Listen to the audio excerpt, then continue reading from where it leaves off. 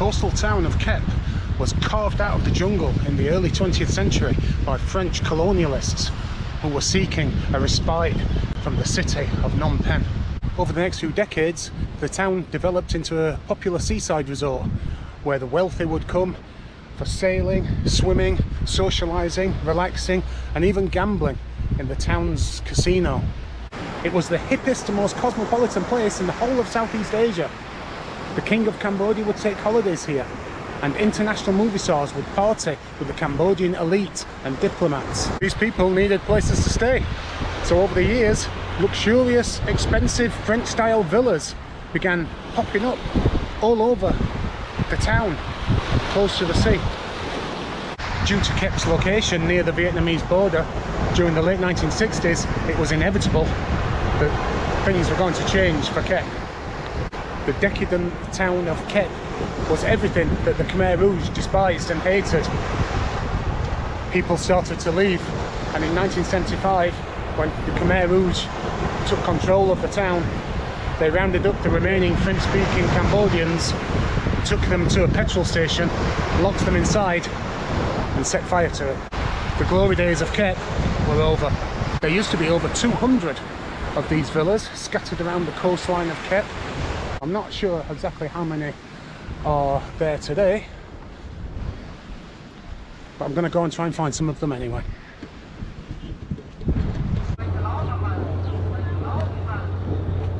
Before we go hunting for abandoned villas, I'm going to have a walk around the Kep crab market. It's probably what Kep's most famous for these days. Fresh crab straight out of the sea onto a plate.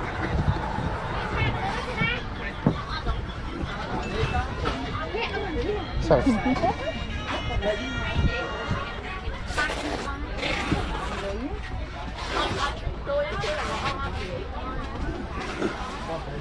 well, here we go. We've got the crab coming in now. So you can see all the baskets to catch the crab over here. And basically what they do is they bring in the crab, they weigh it, you take the live crab to another stall and they kill it and cook it up for you.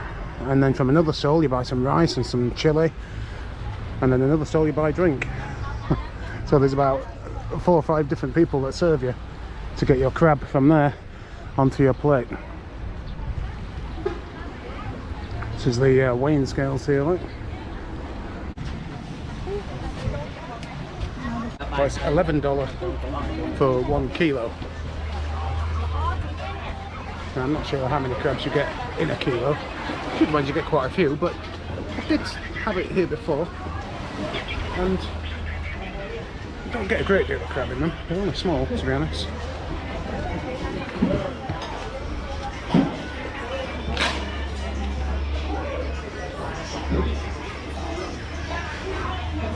The hostel provides free bikes, but not chains, locks, which is a bit unusual. I guess it's a place where people don't steal. Hopefully, anyway. Now you might be thinking, why are these buildings still here? And they are actually owned by someone. Somebody apparently bought the whole lot. Now it's not the buildings so much that's worth anything, but it's the land. This one here is right opposite the Kep crab market, and just behind there is the sea. So the potential to make money here, especially as there is now development going on, is huge. Now I'm not sure whether you can go in that one. There's people's clothes hung up. People do live in some of them, so you've got to be careful. You can't just go barging in. Just next to the crab market, as you'd imagine, have lots and lots of seafood restaurants. Now I'm going to go to a place on here that I went to yesterday called Art Cafe. It's a very nice place inside, so I'm going to go and get some breakfast and some coffee. It's not a bad view, is it?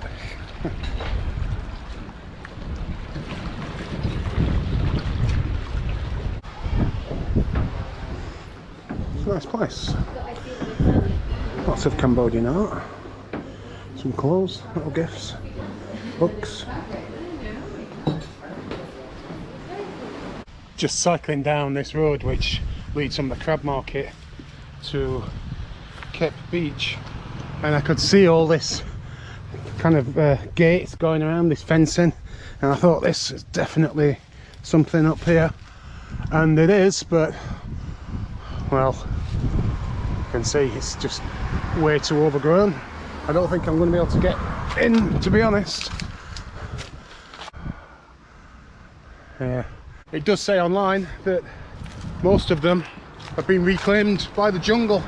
I've been told to look out for quite a few of these abandoned villas on this road. I'm literally 20 metres down the road from the last one. There's another one here, but they're impossible to get to. Well, maybe I can get to this one after all.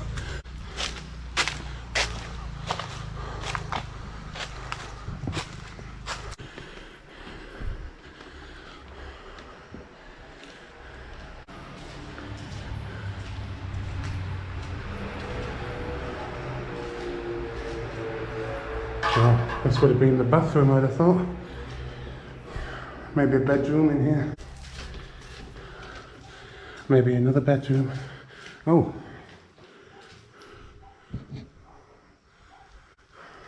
Ensuite. Got to be a bit careful, because if you look here, the floor actually drops down. I would imagine this would be the main room.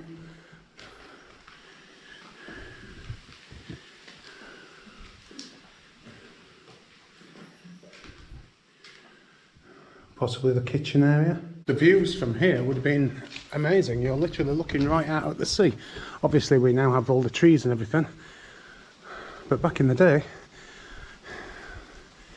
you would have had a sea view.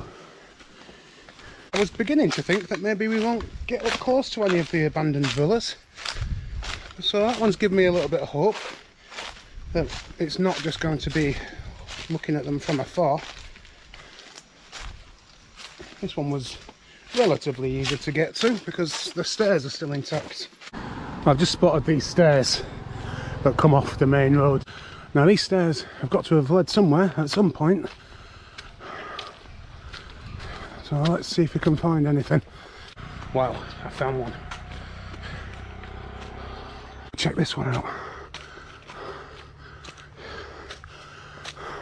This one looks in pretty good condition, to be honest.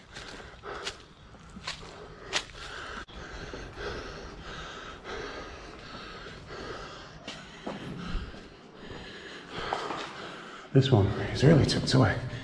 I'm not sure whether this is from the time of the early 70s. This looks very modern.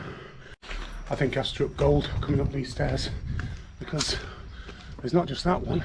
Looks like there's a whole bloody complex of them. These can't be abandoned, surely.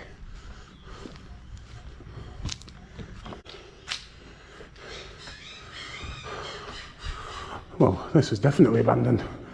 This is so bizarre. This looks like a hotel room rather than... Look at the size of this place. Wow. Boy, am I glad I came up them steps. Bloody miles away from my bike now, so I hope it is safe here. I can't believe this is abandoned.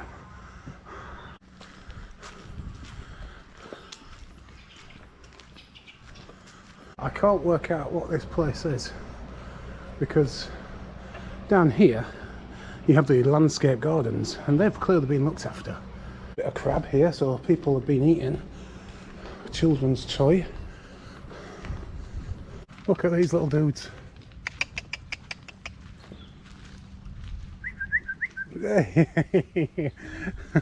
Oh my god. Hello you. Hello. Oh, look at you. And you as well. Oh my word. Hey. You can't follow me. I've got to go now. I've got to go. We've got another one here. Doesn't appear to be any access to this one. It's all locked up. Oh, this is Cape Beach. And just over on this side we have lots of restaurants, seafood restaurants and bars. It's a man-made beach, and there does appear to be work going on around this side to extend the beach. Cape has struggled to bring back tourists since its heyday in the 1960s. Oh, I don't know if you could say we're lucky, because this is often covered up. Some of the views of the local people are quite conservative, and sometimes people come down and yeah, cover her up, protect her modesty. Oh, they like their statues in Kep. The most beautiful bays in the world, and Kep is one of them, apparently, according to this. Now this looks very old. So let's go down and see how beautiful Kep Bay is these days. It's actually better than I expected, to be honest. I expected it to be a bit of a dump, but it's okay. Just over here is Rabbit Island. That's one of the main reasons why people come to Kep as a stopover to get to Rabbit Island. I've never actually been. Just opposite where the bay is, the road that leads in the opposite direction, apparently this is where you'll find quite a few of the old abandoned villas. So basically I'm just going to cycle around here. Now this is definitely one. You can tell just by the old fencing, but that is completely overgrown. I can see something over here which looks a bit clearer, so let's go and check this one out. Well, there's one here, but I think this is where people live, because, well, there's a cow there tied up, so let's see what happens. Well, there's definitely people using this ground, because there's cows everywhere, there's chickens.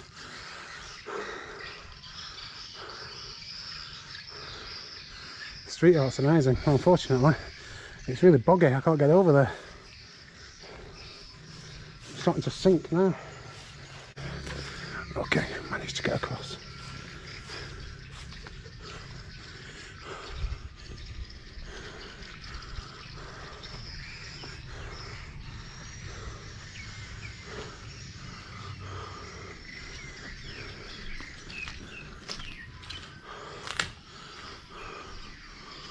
Wow, there's more.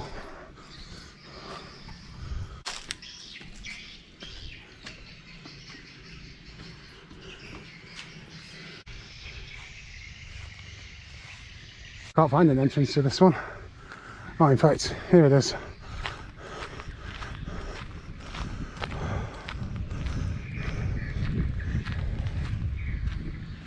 Managed to get in.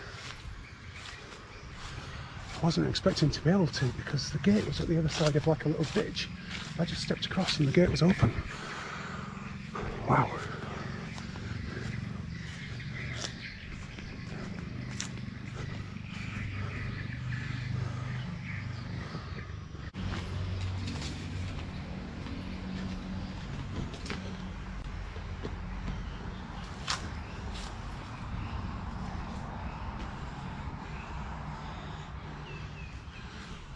Nice flowers there. Look at all this stuff. It's a teddy bear there. Is this the stuff that belonged to the people that lived here and then either fled or were captured by the Khmer Rouge and killed? Look at this. Children's plate.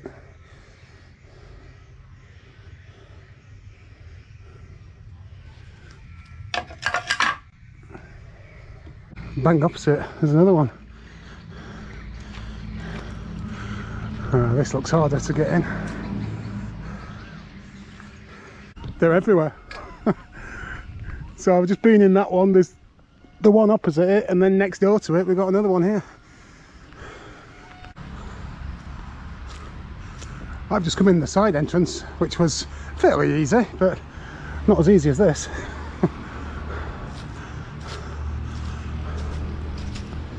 There's no real history about any of these places, or about the people that lived here, or what their fate was, whether they managed to get out, or whether they were captured. What the hell is that? Is that like some massive hive?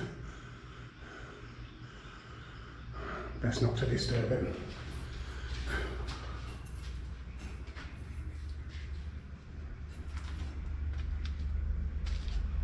Stairs feel pretty safe. There's tons of these things around.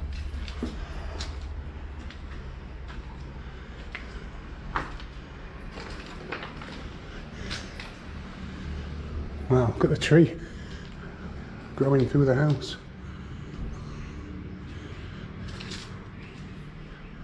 Wow, this is just a shell. Nothing at all left of this one.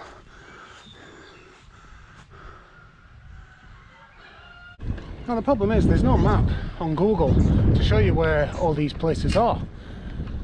So you're just cycling around.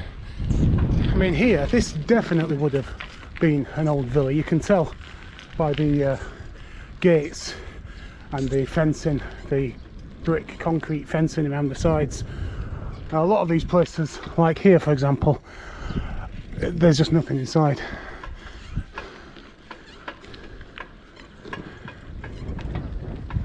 I could be missing hundreds of these things. So I've no idea where they are. And this, I've got a dog behind me, I know he's going to start running after me, this dog. Yep, he's coming. There's 3 cows walking down the road in front of me, but a big pack of dogs has just ran out in front of them. There must have been at least a dozen. I do remember them from last time, little buggers.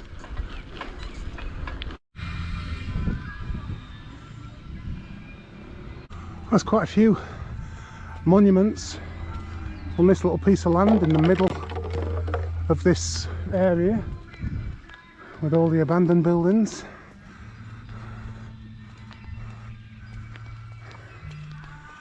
Ah, it does actually have this in English. So this is the Cambodian Vietnam Friendship Monument, built as a testimonial of gratitude in memory of the sacrifice of Cambodian people in the cause of Vietnam's territorial unification during the 60s and 70s. Wow.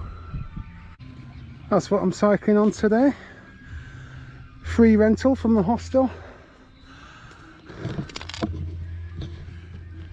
It's a pretty good bike actually.